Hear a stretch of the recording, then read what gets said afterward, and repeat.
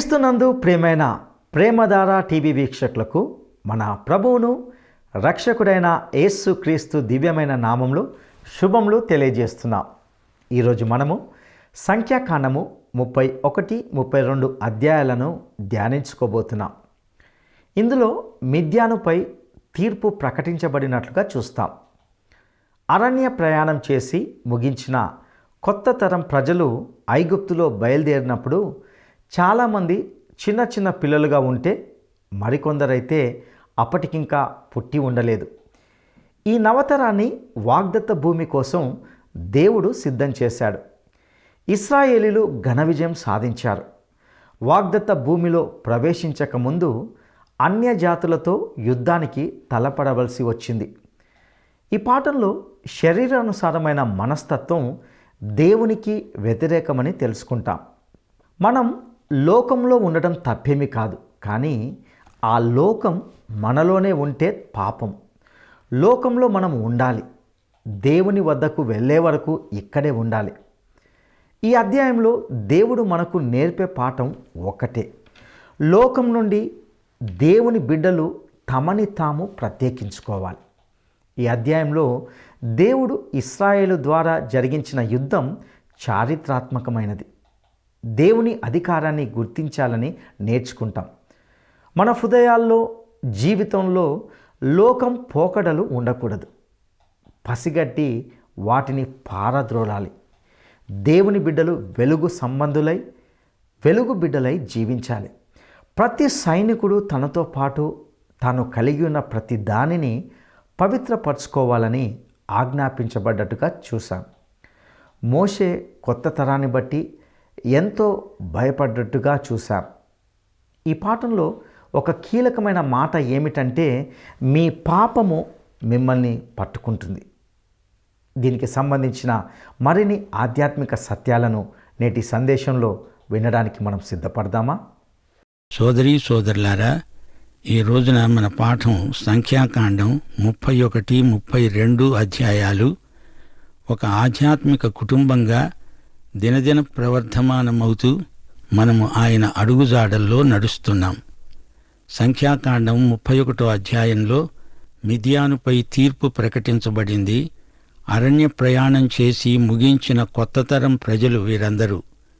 ఈజిప్టులో బయలుదేరినప్పుడు వీరిలో చాలామంది చిన్న పిల్లలు, కొందరైతే అప్పటికి ఇంకా పుట్టి ఉండలేదు. ఈ నవతరాన్ని వాగ్దత్త భూమి కోసం దేవుడు సిద్ధం చేస్తున్నాడు. మీకు జ్ఞాపకముందా? ఈ మిద్యానీయులు మోయాబీయులతో కలిసి బిలామును కిరాయికి పిలుచుకువచ్చి ఇశ్రాయేలు జాతిని శపించవలసిందని ఒత్తిడి చేశారు. అది జరగలేదు. అయితే ఆ తరువాత వారి మధ్యకు జొరబడిపోయి వారిని మభ్యపెట్టి మరులుగొలిపి వారిని జారత్వానికి, విగ్రహారాధనకు పురికొల్పారు. ఈ సాంకర్య కార్యక్రమంలో ఖొజ్బీ అనే మిద్యానీయ స్త్రీ పేర్కొనబడింది. ఇది జరిగిన తర్వాత దేవుడు తన ప్రజలైన ఇశ్రాయేలును ఆజ్ఞాపిస్తూ అన్నాడు, మిద్యానీయులు తమ తంత్రముల వలన మీకు బాధకులయ్యారు. వారిని మీరు బాధపెట్టి హతం చెయ్యండి. వారు తంత్రాలు చేసి పెయోరు సంతతిలో తెగులు దినమందు పెయోరు విషయములో చూపబడిన తమ సహోదరి మిద్యానీయ అధిపతి కుమార్తె అయిన ఖొజ్బీ సంగతిలో మిమ్ములను మోసపుచ్చారు. అరణ్యంలో మిద్యాను ఈ లోకానికి సంకేతం. దేవుని బిడ్డలు ఈ లోకంతో కలిసిపోకూడదు, ప్రత్యేకంగా ఉండాలి. ఇప్పుడు మోషే అధికారపూర్వకంగా చర్య తీసుకుంటున్నాడు. ఇదే చిట్ట చివరి చర్య. తన ఇహలోక యాత్ర ముగింపునకు వచ్చింది. ద్వితీయోపదేశకాండంలో మోషే చర్యలు ఇంకా వివరంగా వింటాము. ఇప్పుడు మిద్యానుపై దేవుని పక్షాన మోషే కఠిన చర్య గైకొని యుద్ధం ప్రకటిస్తున్నాడు. సంఖ్యాకాండం 31 అధ్యాయం 1 నుండి 3వ వచనం వరకు. యెహోవా అన్నాడు, మిద్యానీయులు ఇశ్రాయేలీయులకు చేసిన హింసకు ప్రతిహింస చెయ్యండి. తరువాత నీవు నీ స్వజనుల వద్దకు చేర్చబడతావు. అప్పుడు మోషే ప్రజలతో అన్నాడు, మీలో కొందరు యుద్ధ సన్నద్ధులై మిద్యానీయుల మీదికి పోయి మిద్యానీయులకు యెహోవా విధించిన ప్రతిదండన చేసేటట్లు ఇశ్రాయేలు గోత్రములన్నిటిలోనూ ప్రతి గోత్రములో నుండి 1000 మందిని ఆ యుద్ధానికి పంపాలి. ఇశ్రాయేలీయులు ఇప్పుడు మిద్యానీయులతో యుద్ధం చెయ్యక తప్పదు. ఇది ప్రతీకార చర్య. దేవుడు చేయించిన యుద్ధమిది. అప్పుడు మోషే ఏమి చేశాడు? ప్రతి గోత్రము నుండి 1000 మందిని ఫీనెహాసుతో పంపించాడు. పరిశుద్ధ ఉపకరణములు అతని చేతిలో ఉంటాయి. ఊదడానికి బూరలను కూడా మోషే పంపించాడు. అంటే యుద్ధానికి వెళ్ళిన వారందరూ మొత్తం 12,000 మంది. గొప్ప సైన్యం. ఇది ఆధ్యాత్మిక విలువలు గల యుద్ధం. గోత్రానికి 1000 మంది యోధులు, పరిశుద్ధ ఉపకరణాలు కూడా యుద్ధంలో ఉండడం విశేషం. యెహోవా మోషేకు ఆజ్ఞాపించినట్లు వారు మిద్యానీయులతో యుద్ధము చేసి మగవారినందరినీ చంపారు. చంపబడిన ఇతరులు కాక మిద్యాను రాజులను 5 అనగా ఎలి, రేకెము, సూరు, హూరు, రేబా అనే వారిని చంపారు. బిలామును ఖడ్గంతో చంపారు. మనకు చిరపరిచితుడైన బిలాము కూడా ఈ యుద్ధంలో హతమైపోయాడు. మిద్యానీయులపై ఇశ్రాయేలీయులు ఘన విజయం సాధించారు. వాగ్దత్త భూమిలో ప్రవేశించకముందు అన్యజాతులతో యుద్ధానికి తలపడవలసి వచ్చింది. ఆ తరువాత కూడా పోరాటం తప్పలేదు. యేసుక్రీస్తు రాకముందు ఆయన ప్రజలకు కూడా పోరాటం తప్పదు. 1000 ఏండ్ల పరిపాలన వచ్చినప్పుడు యుద్ధాలకు సెలవు. ఈ రోజున ఎన్నో సమస్యలను ఎదుర్కొంటున్న ఇశ్రాయేలు అప్పుడు వాగ్దత్త భూమి యందు శాంతి భద్రతలను అనుభవిస్తారు. ఇప్పుడైతే అంతా సమస్యలమయమే. సంఖ్యాకాండం 31వ అధ్యాయం 9వ వచనం. ఇశ్రాయేలీయులు అప్పుడు మిద్యాను స్త్రీలను, వారి చిన్న పిల్లలను చెరపట్టి వారి సమస్త పశువులను, వారి గొర్రె మేకలన్నిటినీ, వారికి కలిగినది యావత్తూ దోచుకున్నారు.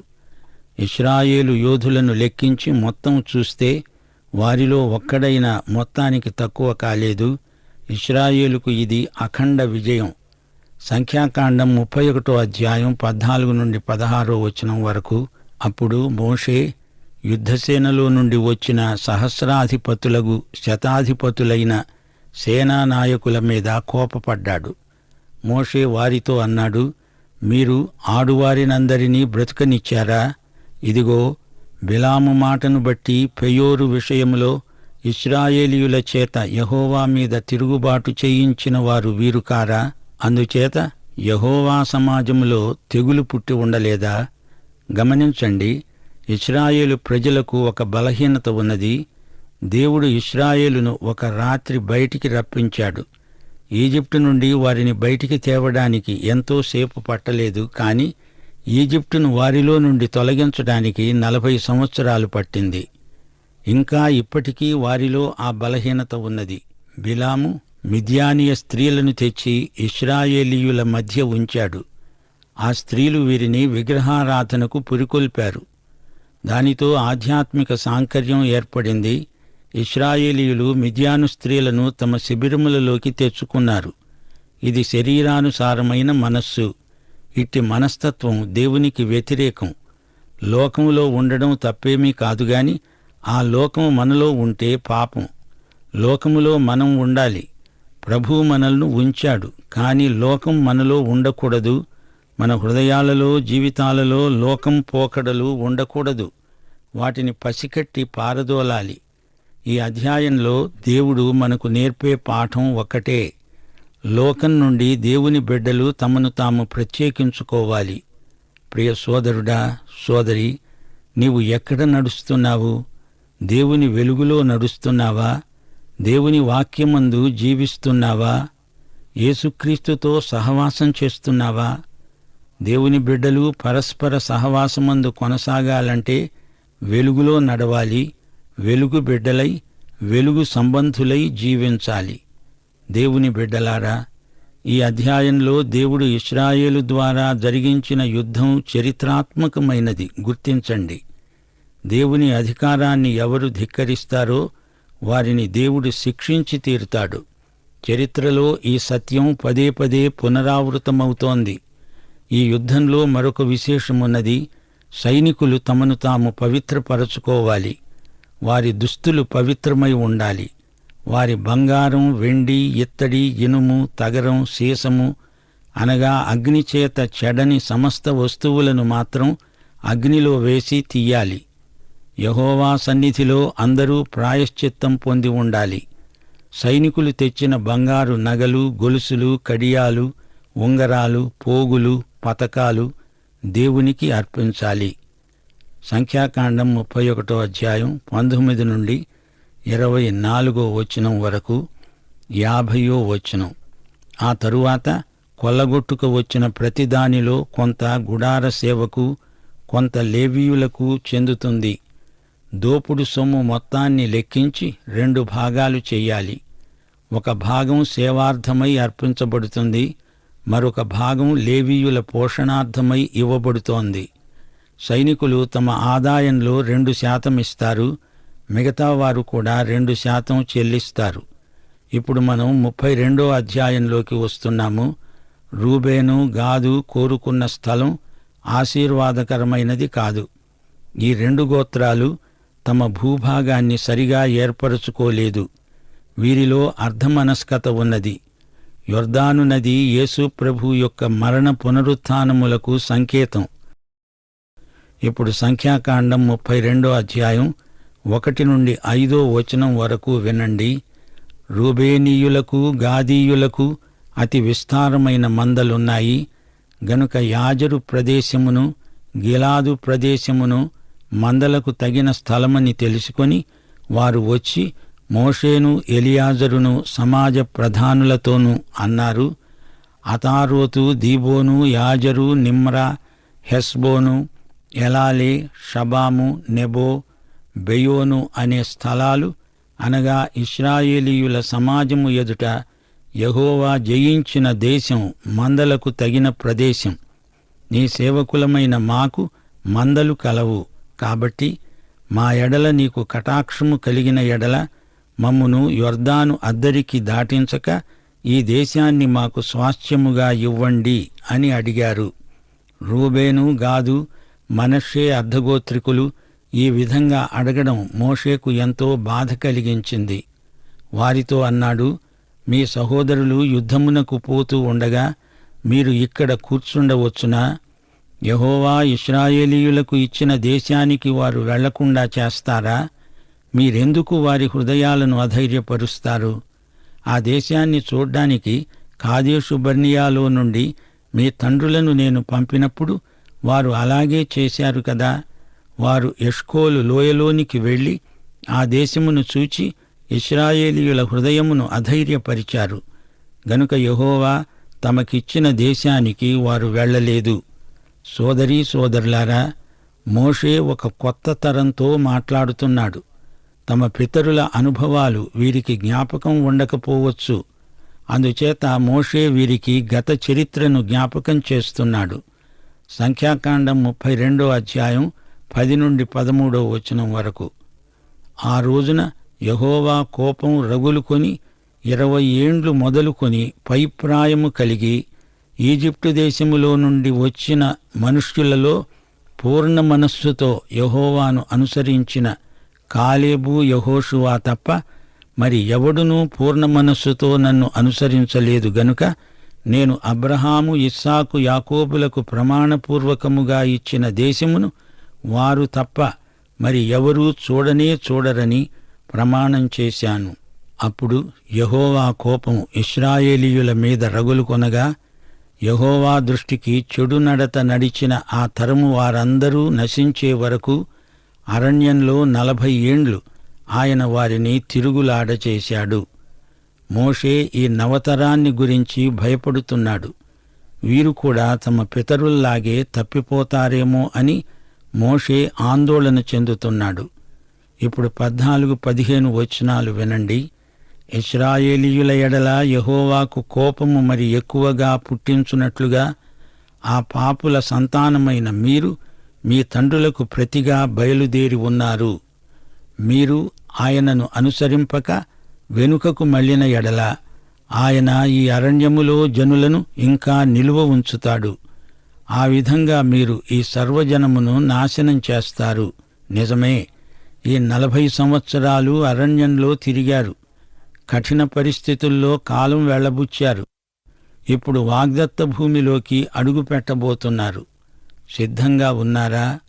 ఎందుకని ఇంకా వెనుక ముందు చూస్తున్నారు?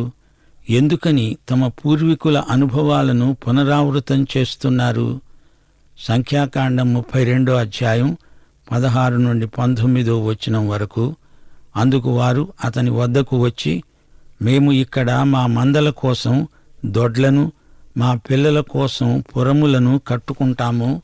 ఇశ్రాయేలీయులను వారి వారి స్థలాలకు చేర్చే వరకు మేము వారి ముందర యుద్ధానికి సిద్ధపడి సాగుతాము.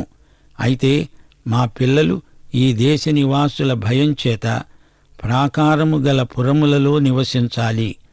ఇశ్రాయేలీయులలో ప్రతివాడు తన తన స్వాస్థ్యమును పొందే వరకు మా ఇండ్లకు తిరిగి రాము. తూర్పు దిక్కున యొర్దాను ఇవతల మాకు స్వాస్థ్యం దొరికింది గనుక యొర్దాను అవతల దూరముగా వారితో స్వాస్థ్యము పొందము. వీరు 2.5 గోత్రాలు, ఇంకా 9.5 గోత్రాలు ఉన్నాయి. వారికి సహాయం చేస్తారట, గాని వారితో పాటు యొర్దానుకు అవతల మేము ఉండము అంటున్నారు. సరే, వారు కోరినట్లే మోషే వారిని యొర్దానుకు తూర్పు దిక్కున ఉండనిచ్చాడు. యెహోషువ 12 నుండి 16 అధ్యాయాల వరకు ఈ వృత్తాంతం వివరించబడింది. మోషే వారిని సవాలు చేస్తున్నాడు. 23వ వచనం, మీరు ఆ విధంగా చేయని ఎడల యెహోవా దృష్టికి పాపము చేసిన వారవుతారు గనుక మీ పాపము మిమ్మును పట్టుకుంటుంది అని తెలుసుకోండి. ఇది గొప్ప సవాలు. మీ పాపము మిమ్మును పట్టుకుంటుంది అనే మాటకు అర్థమేమిటి? మా శ్రోతలలో ఎంతమందికి ఈ అర్థం తెలుసు? మీరు పాపం చేస్తున్నారు, ఆ పాపం బయటపడుతుంది అని అర్థమా? మీ పాపము దాగదు, మీరు తప్పించుకోలేరు అని అర్థమా? మీ పాపమే మిమ్ములను పట్టి ఇస్తుంది. పాపాన్ని దాచిపెట్టలేము. పాపం పాపిని బట్టబయలు చేస్తుంది అని అర్థం. ప్రియ సోదరీ సోదరులారా, పాపం ఎంత పాపభూయిష్టమైనదో గ్రహించారా? మీ పాపమే మిమ్మును పట్టుకుంటుంది. మీరు బయటపడిపోతారు. మీ పాపం ఎలాంటిదంటే కోడి ఇంటికి వచ్చి గుడ్డు పెడుతుంది. అలాగే మీ పాపం పరిపక్వమై ఆ పాపమే మిమ్మును చంపుతుంది. పాపం ఇక్కడ వ్యక్తీకరించబడింది. పాపం పాపిని పట్టిస్తుంది, దాచిపెట్టదు.